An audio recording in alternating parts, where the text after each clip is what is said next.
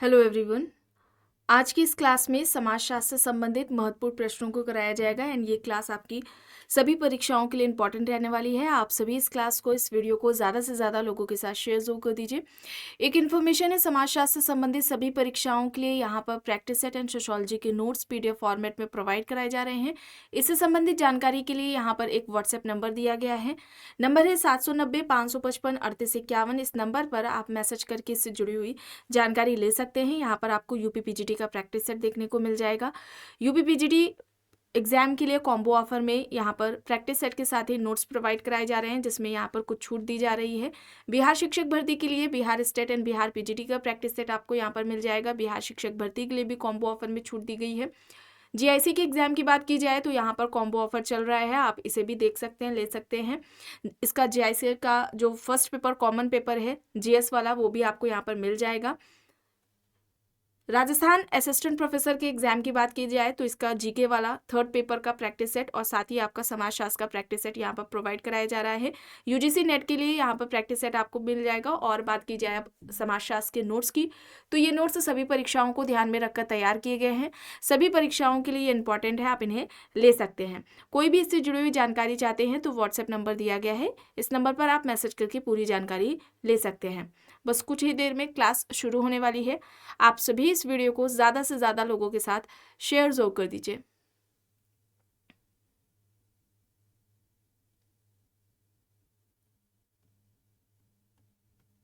यहाँ तक हो गया था, चलिए यहाँ से शुरू करें। देखिए प्रश्न है, सामाजिक गतिशीलता की अधिक संभावना किस समाज में है।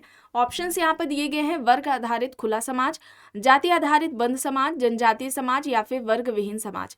सामाजिक गतिशीलता की अधिक संभावना किस समाज में है। यहाँ पर सही क्या होगा, यहाँ पर राइट क्या होगा। बात की जाए सामाजिक गतिशीलता की, सामाजिक गतिशीलता की अगर बात की जाए तो सर्वप्रथम वर्णन किसने किया था, सर्वप्रथम वर्णन किसने किया था, सोरोकिन ने। ठीक है, सोरोकिन ने किया था। किस पुस्तक पे किया था, ये भी प्रश्न पूछा जाता है या डायरेक्टली पुस्तक भी पूछ ली जाती है। पुस्तक का नाम है सोशल मोबिलिटी। ठीक है, सोशल मोबिलिटी है, जो कि 1927 में आती है। 1927 में ये सोरोकिन की पुस्तक आती है, इंपॉर्टेंट है बुक। एंड सबसे पहले किसने बात की थी, इसे आपको ध्यान में रखना है। सामाजिक गतिशीलता के इन्होंने प्रकार की अगर हम बात करें, सोरोकिन ने 2 प्रकार बताए थे। एक तो बताया था क्षैतिज सामाजिक गतिशीलता, एक बताया था इन्होंने क्षैतिज सामाजिक गतिशीलता, और दूसरा बताया था इन्होंने रैखिक सामाजिक गतिशीलता। क्षैतिज सामाजिक गतिशीलता और दूसरा हो जाएगा रैखिक सामाजिक गतिशीलता। क्षैतिज सामाजिक गतिशीलता में पद में परिवर्तन नहीं है। ठीक है, स्थान में परिवर्तन होता है, स्थान में परिवर्तन होता है।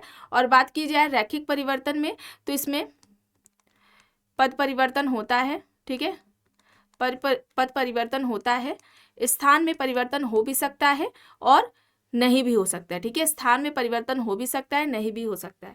ठीक है, तो 2 तरह की क्षैतिज सामाजिक गतिशीलता और रैखिक सामाजिक गतिशीलता की बात किसने की है, सोरोकिन ने की है। क्षैतिज सामाजिक गतिशीलता जैसे कि मान लीजिए कोई कारखाने में, फैक्ट्री में काम करने वाला मजदूर है, वो एक कारखाना छोड़कर दूसरे कारखाने में काम कर रहा है, तो उसका जो स्टेटस है, ठीक है, जो मजदूर है उसका जो पद है उसमें किसी भी तरह का परिवर्तन नहीं है, लेकिन उसका स्थान में परिवर्तन हो रहा है एक कारखाने से दूसरे कारखाने में।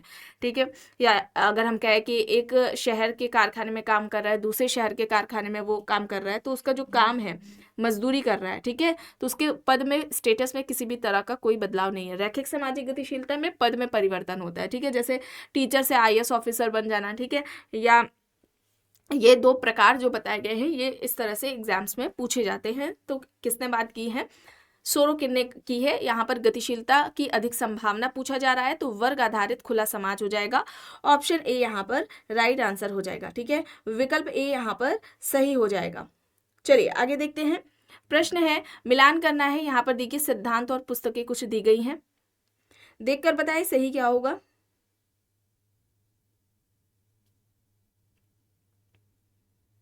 लिमिट ने प्राथमिक विचलन और द्वितीयक विचलन की बात की थी, तो यहाँ पर ए का 4th हो जाएगा। इसके अलावा जॉन वॉल्बी की बात की जाए तो यहाँ पर इससे संबंधित क्या हो जाएंगे 44 जुवेनाइल थीव्स हो जाएगा। और इसके अलावा मर्टन की बात की जाए, ठीक है, मर्टन की बात की जाए तो यहाँ पर मर्टन का क्या हो जाएगा बताएं देखकर।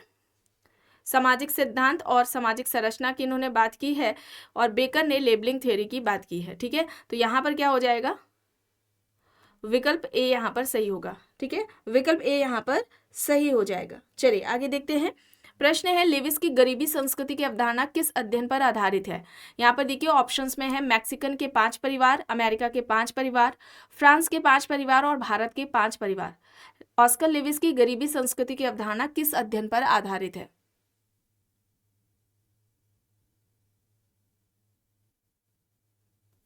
यहाँ पर मैक्सिकन के 5 परिवार होगा, ऑप्शन ए, ठीक है, विकल्प ए यहाँ पर सही हो जाएगा। और इन्होंने गुट समाज की अवधारणा दी थी, ठीक है, इन्होंने गुट समाज की अवधारणा दी थी। चलिए आगे देखते हैं। प्रश्न है शासक वर्गों के वर्चस्व में आने वालों के लिए अधीनस्थ शब्द का प्रयोग सर्वप्रथम निम्नलिखित में से किसने किया था। ग्रामसी, बी.आर. अम्बेडकर, एम.के. गांधी, उपयुक्त में से कोई भी नहीं। शासक वर्गों के वर्चस्व में आने वालों के लिए अधीनस्थ शब्द का प्रयोग सर्वप्रथम निम्नलिखित में से किसने किया था। यहां पर सही क्या हो जाएगा, यहाँ पर ग्रामसी हो जाएगा, ठीक है, ग्रामसी हो जाएगा, ऑप्शन ए यहाँ पर राइट आंसर होगा।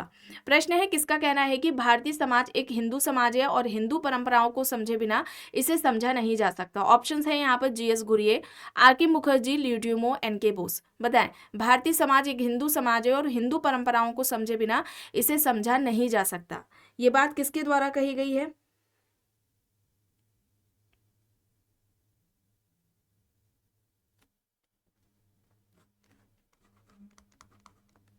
भारतीय समाज एक हिंदू समाज है और हिंदू परंपराओं के समझे बिना इसे नहीं समझा जा सकता। ऑप्शन बी, समाजशास्त्र परंपराओं का अध्ययन करता है, समाजशास्त्र परंपराओं का अध्ययन करता है, ये भी इनका कहना था।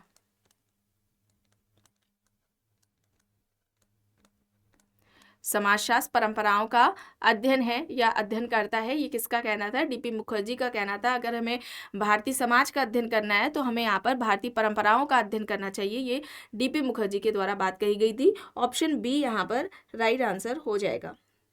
प्रश्न है डीपी मुखर्जी की किस पुस्तक में आधुनिकीकरण की अवधारणा प्रथम बार प्रयुक्त हुई। यहाँ पर पुस्तकें दी गई हैं, personality and the sciences, problem of Indian youth, modern Indian culture, a sociological study, views and counter views. बताएं यहाँ पर सही क्या होगा।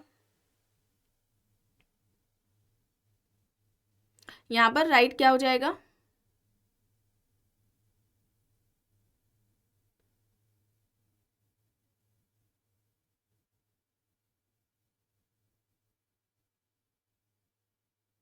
यहाँ पर सही क्या हो जाएगा,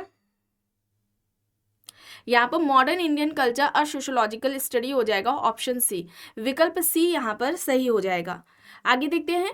प्रश्न है निम्न में से कौन से समाजशास्त्री ने आदर्श प्रारूप की अवधारणा को प्रतिपादित किया। R K. Merton, Sorokin, Durkheim, Max Weber. इनमें से किसने आदर्श प्रारूप की अवधारणा को दिया है।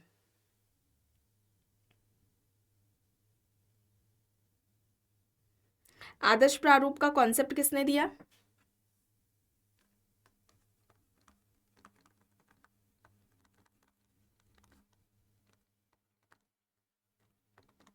बताएं यहां पर सही क्या होगा।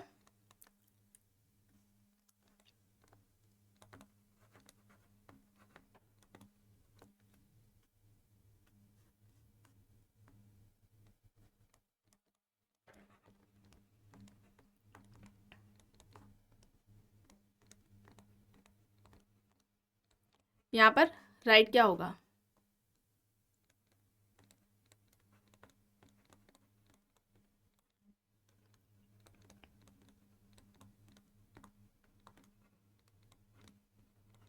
यहाँ पर मैक्स वेबर होगा, ठीक है, मैक्स वेबर होगा। आदर्श प्रारूप की अवधारणा किसने दी है, मैक्स वेबर ने दी है।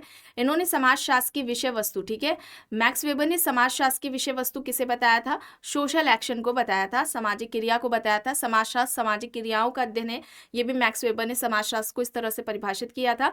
और सामाजिक क्रिया के अध्ययन के लिए 2 पद्धतियों की ये बात करते हैं, एक तो आदर्श प्रारूप बताते हैं और दूसरा व्याख्यात्मक बोध बताते हैं, ठीक है, एक आदर्श प्रारूप है और दूसरा व्याख्यात्मक बोध है। यहाँ पर देखिए मैक्स वेबर सही है, ऑप्शन डी यहाँ पर राइट होगा।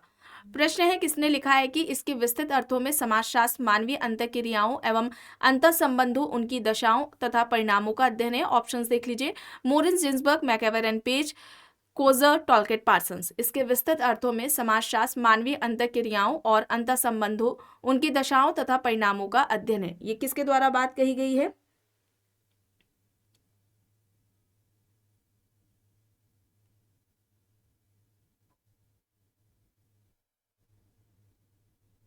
यहां पर सही क्या हो जाएगा?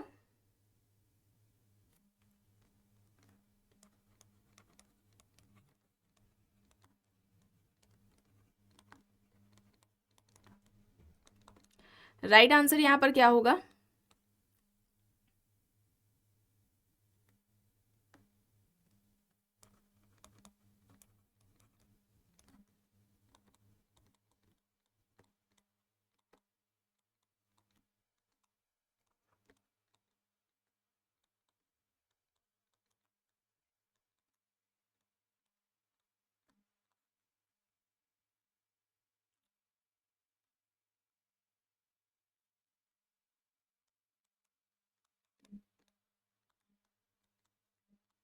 बताएं।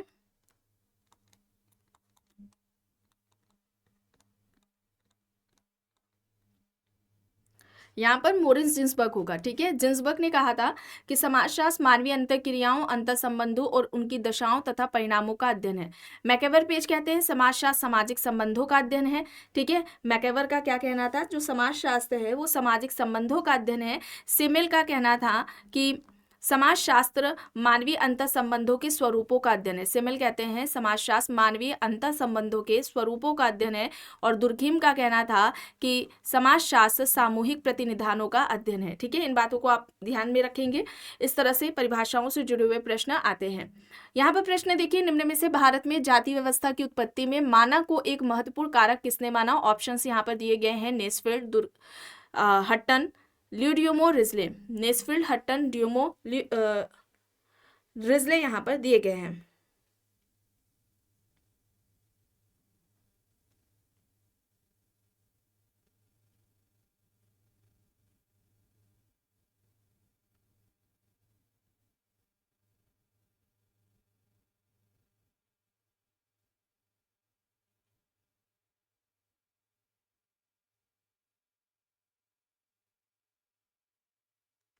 यहाँ पर सही क्या होगा?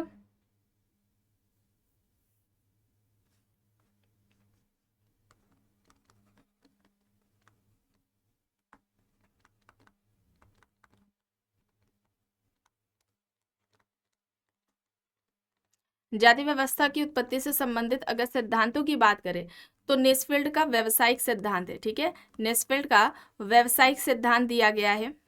जाति उत्पत्ति से संबंधित व्यवसायिक सिद्धांत किसने दिया है? नेस्फील्ड का है। ठीक है, ध्यान रखेंगे, नेस्फील्ड ने व्यवसायिक सिद्धांत दिया है। धार्मिक सिद्धांत की बात करें, धार्मिक सिद्धांत, तो धार्मिक सिद्धांत किसका है?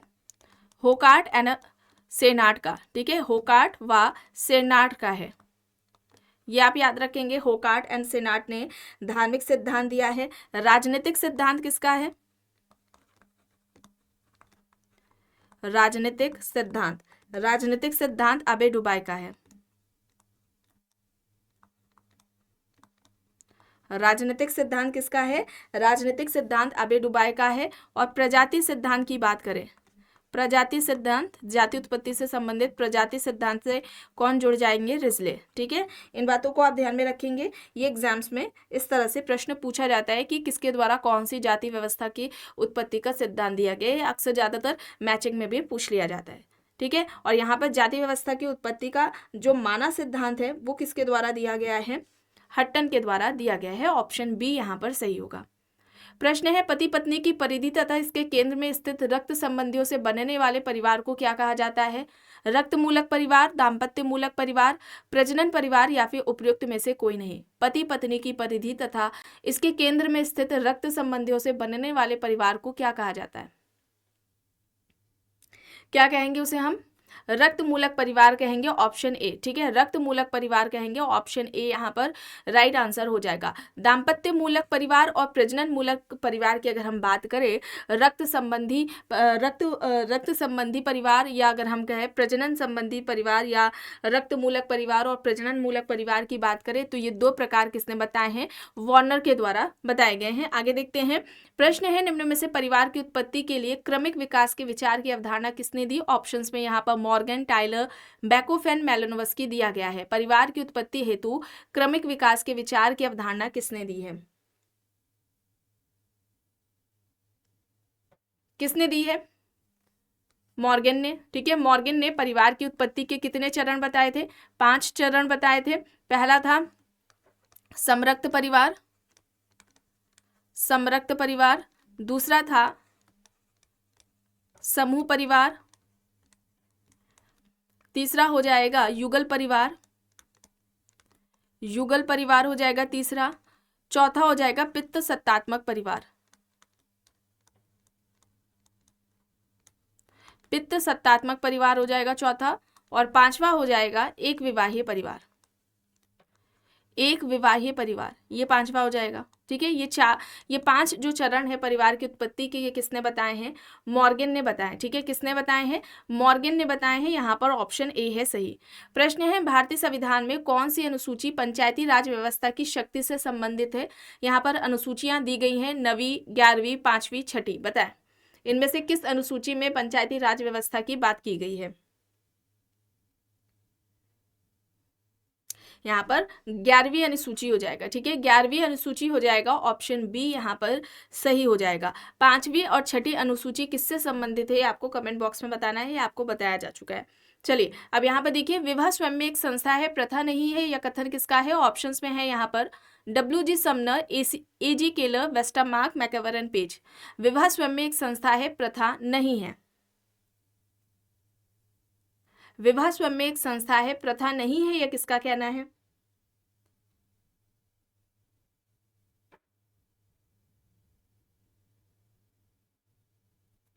मैकएवर एंड पेज, ठीक है, मैकएवर एंड पेज का कहना है, ऑप्शन डी यहाँ पर राइट होगा, ठीक है, विकल्प डी यहाँ पर सही हो जाएगा। प्रश्न है मैक्स वेबर के अनुसार तीनों प्रकार की सत्ताओं में निम्न में से केवल एक को छोड़कर वह कौन सी है। यहाँ पर देखिए, तार्किक, वैधानिक, करिश्माई, धार्मिक और परंपरागत दिया गया है। मैक्स वेबर ने 3 तरह की शक्ति व सत्ता की बात की थी। एक तो इन्होंने बताया था तार्किक या वैधानिक शक्ति या सत्ता, और दूसरा बताया था करिश्माई शक्ति या सत्ता, और तीसरा परंपरागत शक्ति या सत्ता। धार्मिक की बात नहीं की थी, ऑप्शन सी यहाँ पर राइट होगा। और सामाजिक क्रिया के भी प्रकार बताए थे, ठीक है, सामाजिक क्रिया के 4 प्रकार मैक्स वेबर ने बताए हैं। पहला तो यहाँ पर था तार्किक सामाजिक क्रिया, तार्किक सामाजिक क्रिया है। दूसरा हो जाएगा मूल्यांकनात्मक,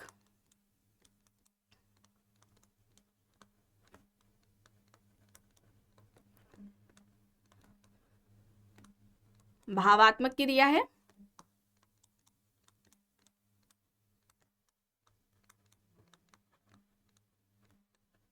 और इसके अलावा परंपरागत क्रिया।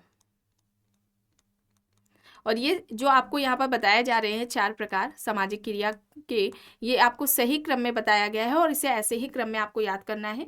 ये एग्जाम्स में सही क्रम में भी लगाने को पूछा जाता है, या इनमें से किस सामाजिक क्रिया की बात की है, जैसे अभी यहाँ पर शक्ति सत्ता से संबंधित पूछा गया, इस तरह से भी प्रश्न पूछा जाता है। आगे देखते हैं, प्रश्न है सोशियोलॉजी 2 शब्दों सोशियस और लोगस के मेल से बना है। लोगस किस भाषा का शब्द है। लैटिन, जर्मन, यूनानी, फ्रांसीसी यहाँ पर दिया गया है। लोगस के बारे में पूछा जा रहा है, यहाँ पर सही क्या हो जाएगा।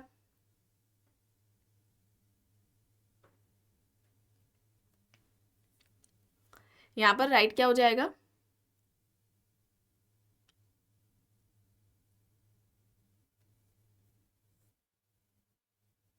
लोगस किस भाषा का शब्द है, यूनानी भाषा, ठीक है, यूनानी भाषा का है, ऑप्शन सी यहाँ पर सही हो जाएगा। अच्छा, सोशियस किस भाषा का शब्द है, ये आपको कमेंट बॉक्स में बताना है। चलिए आगे यहाँ पर देखिए, निम्न में से कौन सी सामाजिक प्रक्रिया नहीं है। संघर्ष, एकीकरण, सामाजिक विघटन, संवेदनशीलता यहाँ पर दिया गया है। सामाजिक प्रक्रिया नहीं है, सोशल प्रोसेस नहीं है, ये यहाँ पर बताना है।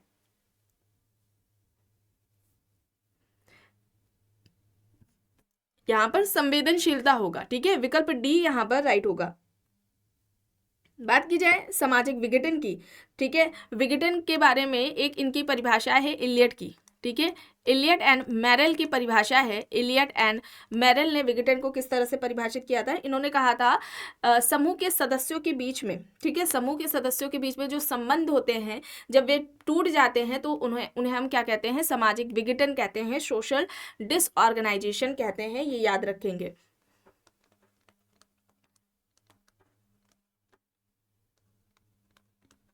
समूह के संबंधों का टूटना सामाजिक विघटन है। ठीक है, इसे इस तरह से याद करें आप। सामाजिक विघटन को इन्होंने इस तरह से परिभाषित किया है। ठीक है, और इसके अलावा इन्होंने पारिवारिक तनाव को, ठीक है, इलियट एंड मैरेल ने पारिवारिक तनाव को पारिवारिक विघटन का कारण माना।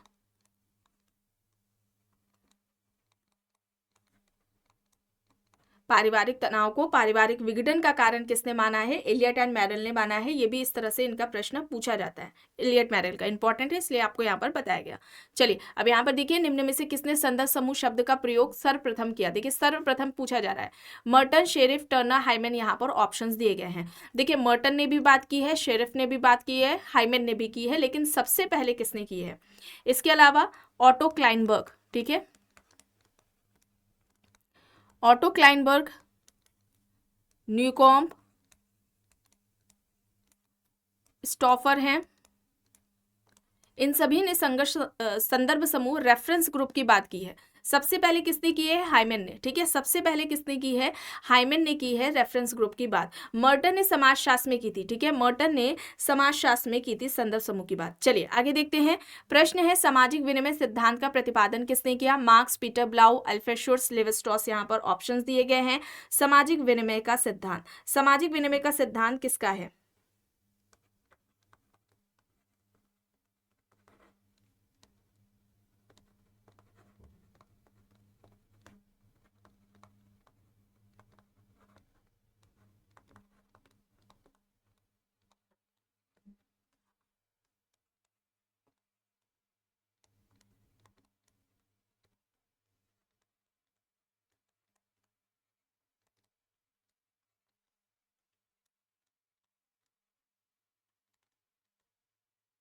बताएं।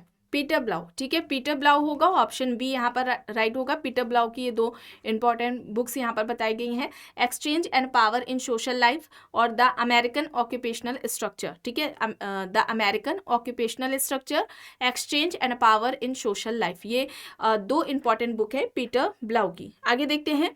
प्रश्न है निम्न में से किस विद्वान ने 250 समाजों का अध्ययन करके विवाह के उद्देश्यों को स्पष्ट किया? Westermarck, Lowie, Murdock, Burgess. यहाँ पर ऑप्शंस दिए गए हैं। यहाँ पर सही क्या होगा? किसका अध्ययन रहा है 250 समाजों पर? मर्डॉक का रहा है। ठीक है, सोशल स्ट्रक्चर इनकी पुस्तक है, सोशल स्ट्रक्चर इनकी पुस्तक दी गई है। और इन्होंने परिवार के 4 प्रकार बताए थे। ठीक है, परिवार के 4 प्रकार बताए थे। एक तो इन्होंने यौन संबंधी बताया था, यौन संबंधी प्रकार। दूसरा इन्होंने प्रजनन संबंधी बताया है, प्रजनन संबंधी प्रकार। दूसरा हो जाएगा प्रजनन संबंधी प्रकार। तीसरा हो जाएगा आर्थिक प्रकार, आर्थिक संबंधी प्रकार। ठीक है, आर्थिक संबंधी प्रकार। और चौथा हो जाएगा शैक्षणिक संबंधी प्रकार। ये भी आप याद कर लें, इस तरह से भी पूछा जा सकता है। ठीक है, इस तरह से भी पूछा जा सकता है। चलिए आगे देखते हैं। प्रश्न है किसने विवाह को बच्चों के प्रजनन एवं रख रखाव हेतु एक समझौता कहा? ऑप्शंस हैं यहाँ पर मेलोनोव्स्की, वेस्टरमार्क, मर्डॉक, टाइलर। बताएं यहाँ पर सही क्या होगा? कौन सा विकल्प यहाँ पर सही होगा? विवाह को बच्चों के प्रजनन एवं रख रखाव हेतु एक समझौता किसने कहा है? यहाँ पर सही हो जाएगा मेलानोव्स्की, ठीक है, मेलानोव्स्की हो जाएगा ऑप्शन ए यहाँ पर राइट आंसर हो जाएगा, विकल्प ए यहाँ पर राइट हो जाएगा। और वेस्टरमार्क ने परिवार की उत्पत्ति से संबंधित एक विवाही सिद्धांत दिया था, वेस्टरमार्क ने परिवार की उत्पत्ति से संबंधित एक विवाही सिद्धांत दिया था, जिसका समर्थन भी मेलानोव्स्की के द्वारा किया गया था। मेलानोव्स्की ने परिवार की उत्पत्ति से संबंधित जो एक विवाही सिद्धांत है जो कि वेस्टरमार्क के द्वारा दिया गया था, उसका समर्थन किया था। समर्थकों के नाम से अगर पूछा जाए किसने किया है एक विवाही सिद्धांत का, तो उसमें मेलानोव्स्की का नाम भी आता है, ठीक है। चलिए आगे देखते हैं। निम्न में से किस तथ्य के असमान वितरण को सामाजिक स्त्रीकरण कहा जाता है? शक्ति, प्रतिष्ठा, पुरस्कार या फिर ये सभी? सोशल स्ट्रैटिफिकेशन, बताएं।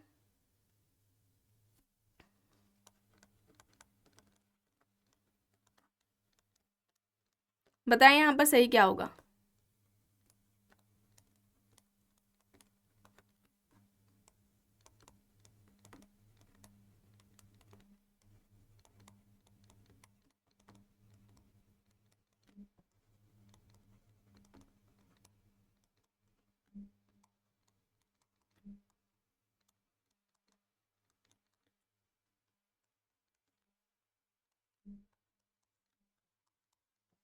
यहाँ पर सही क्या होगा? यहाँ पर ये सभी होगा, ठीक है, उपयुक्त सभी हो जाएगा, ऑप्शन डी यहाँ पर राइट आंसर हो जाएगा। और यहाँ पर सामाजिक स्त्रीकरण के 4 स्वरूप दास प्रथा, जागीर प्रथा, जाति प्रथा और वर्ग व्यवस्था किसने बताए हैं? बोटोमोर ने, ठीक है, किसने बताए हैं? बोटोमोर ने बताए हैं। ये आपको याद रखना है, ये इंपॉर्टेंट है, इससे जुड़ा हुआ भी प्रश्न एग्जाम्स में पूछा जाता है। चलिए अब यहाँ पर देखिए, सामाजिक स्त्रीकरण का प्रकार्यात्मक सिद्धांत किसने प्रतिपादित किया? Cooley, Kingsley Davis, Karl Marx, Max Weber. सामाजिक स्त्रीकरण का प्रकार्यात्मक सिद्धांत किसका रहा है? किंग्सले डेविस का, Kingsley Davis plus Wilbert Moore, ठीक है, Kingsley Davis plus Wilbert Moore ने दिया था। और अगर हम यहाँ पर मैक्स वेबर की बात करें, किंग्सले डेविस, विल्बर्ट मूर ने सामाजिक स्त्रीकरण का प्रकार्यात्मक सिद्धांत दिया था। सम प्रिंसिपल्स ऑफ स्ट्रैटिफिकेशन इनका लेख है जिसमें आता है, ठीक है। मैक्स वेबर की बात करें तो इन्होंने सामाजिक स्त्रीकरण से संबंधित बहुआयामी सिद्धांत,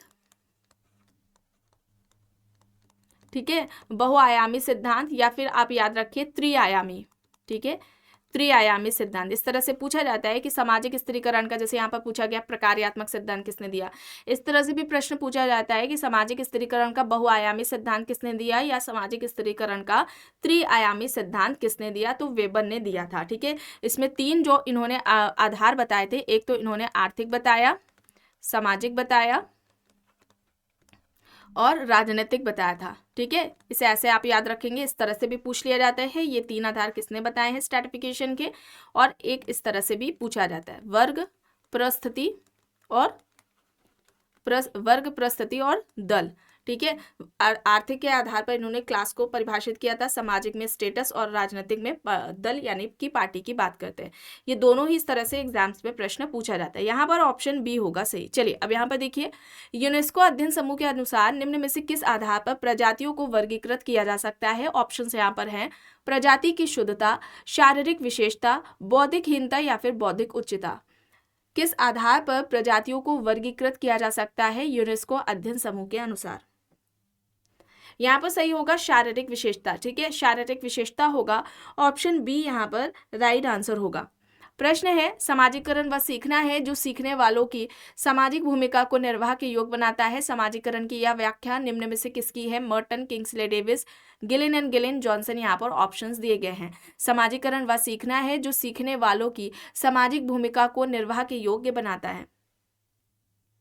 यहाँ पर सही क्या होगा? जॉनसन, ठीक है, जॉनसन होगा, ऑप्शन डी यहाँ पर राइट हो जाएगा। प्रश्न है, सामाजिक परिवर्तन मुख्य रूप से समाज के किस पक्ष को प्रभावित करता है? समूह के व्यवहार को, सामाजिक संरचना को, सांस्कृतिक विशेषताओं को या फिर इनमें से तीनों पक्षों को? सामाजिक परिवर्तन मुख्य रूप से समाज के किस पक्ष को प्रभावित करता है? यहाँ पर सही होगा सामाजिक संरचना को, ठीक है, सामाजिक संरचना को होगा, सोशल स्ट्रक्चर होगा, ऑप्शन बी यहाँ पर राइट हो जाएगा।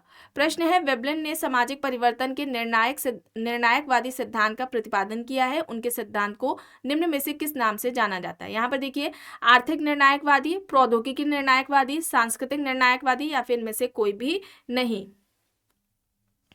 वेबलिन ने विलासी वर्ग का सिद्धांत दिया था, है ना, विलासी वर्ग की बात किसने की है? वेबलिन ने की थी। आर्थिक निर्धारणवादी में नाम किसका आता है, कौन किसे कहा जाता है आर्थिक निर्धारणवादी? कार्ल मार्क्स को कहा जाता है। सांस्कृतिक निर्धारणवादी में सोरोकिन और ऑगबन का नाम आता है। ठीक है, सोरोकिन ऑगबन का नाम आता है। कार्ल मार्क्स को आर्थिक निर्धारणवादी कहा जाता है। अति निर्धारणवादी, अति निर्धारणवादी, और ये कई बार अक्सर मैचिंग में भी पूछ लिया जाता है। तो अति निर्धारणवादी में नाम आ जाएगा अल्थ्यूजर का। ठीक है, अल्थ्यूजर का आ जाएगा। यहाँ पर क्या होगा, प्रौद्योगिकी निर्णायकवादी होगा। ऑप्शन बी यहाँ पर सही होगा, विकल्प बी यहाँ पर सही हो जाएगा। आगे देखते हैं, प्रश्न है पशुओं में समाज तो होता है पर इनमें से क्या नहीं होता? संस्कृति, संगठन, समिति, संस्था। यहाँ पर ऑप्शन है, जल्दी से बताएं। पशुओं में समाज तो होता है पर इनमें से क्या नहीं होता? संस्कृति, कल्चर। ठीक है, यहाँ पर ऑप्शन ए हो जाएगा सही। प्रश्न है व्यक्ति के वर्ग का निर्धारण होता है उसके व्यवसाय के द्वारा, उसके जन्म के द्वारा, उसकी जाति के द्वारा, उसकी सामाजिक परिस्थिति के द्वारा। वर्ग का निर्धारण सही यहाँ पर क्या होगा? वर्ग का निर्धारण व्यक्ति का किसके द्वारा होता है? उसकी सामाजिक परिस्थिति के द्वारा होता है। यहाँ पर ऑप्शन डी हो जाएगा सही। प्रश्न है चेतन तथा अचेतन प्रकार के सामाजिक नियंत्रण का उल्लेख किसके द्वारा किया गया? Charles Cooley, Gurvitch and Moore, LaPiere, Karl Mannheim. यहाँ पर ऑप्शंस दिए गए हैं। सामाजिक नियंत्रण, इस अवधारणा के जनक कौन है? सामाजिक नियंत्रण की अवधारणा के जनक कौन है? E.A. रॉस है। ठीक है, E.A. रॉस है सामाजिक नियंत्रण की अवधारणा के जनक। इनसे संबंधित इनकी जो पुस्तक है जिसमें इन्होंने सोशल कंट्रोल की बात की है, ये नाम इसी से है, सोशल कंट्रोल के नाम से, और 1901 में यह पुस्तक आती है। बुक भी इंपॉर्टेंट है, आप इसे याद रखेंगे। चेतन अचेतन प्रकार के सामाजिक नियंत्रण की बात चार्ल्स कूले के द्वारा की गई है। ठीक है, चार्ल्स कूले ने किया है। और गुरविच एंड मूर की बात करें तो इन्होंने 3 तरह के नियंत्रण की बात की है। संगठित नियंत्रण, संगठित नियंत्रण, असंगठित नियंत्रण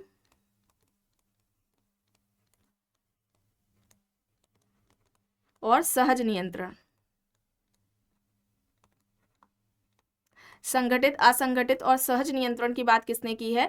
गुरविच एंड मूर ने की है। ये आपको यहाँ पर बात याद रखनी है। लेपियर की अगर हम बात करते हैं तो लेपियर ने सत्तावादी नियंत्रण की बात की है,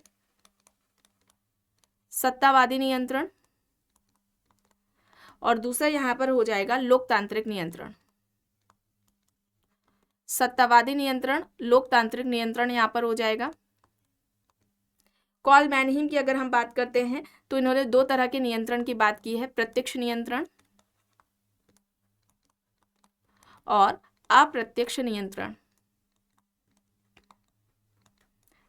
ये सभी एग्जाम्स में पूछे गए हैं। ठीक है, सभी एग्जाम्स में ये पूछे जा चुके हैं, इंपॉर्टेंट है, आप याद रखेंगे। आगे देख लेते हैं। आखिरी प्रश्न है, किसने कहा कि धर्म, प्रजा और रति हिंदू विवाह के उद्देश्य माने जाते हैं? यहाँ पर विकल्प में A.S. अल्टेकर, P.H. प्रभु, K.M. कपाड़िया और M.N. श्रीनिवास दिया गया है। धर्म, प्रजा और रति को हिंदू विवाह का उद्देश्य किसने कहा? किसके द्वारा कहा गया है? K.M. कपाड़िया के द्वारा। ठीक है, K.M. कपाड़िया ने कहा है। ऑप्शन सी यहाँ पर सही होगा। आज की इस क्लास में बस इतना ही। आई होप ये आपको पसंद आई होगी। अगर पसंद आई है तो प्लीज़ लाइक करिएगा, कमेंट करके ज़रूर बताइएगा। चैनल पर अगर आप नए हैं तो चैनल को भी ज़रूर सब्सक्राइब कर लीजिएगा। एंड इस वीडियो को जितना हो सके ज़्यादा से ज़्यादा लोगों के साथ शेयर भी ज़रूर करिएगा।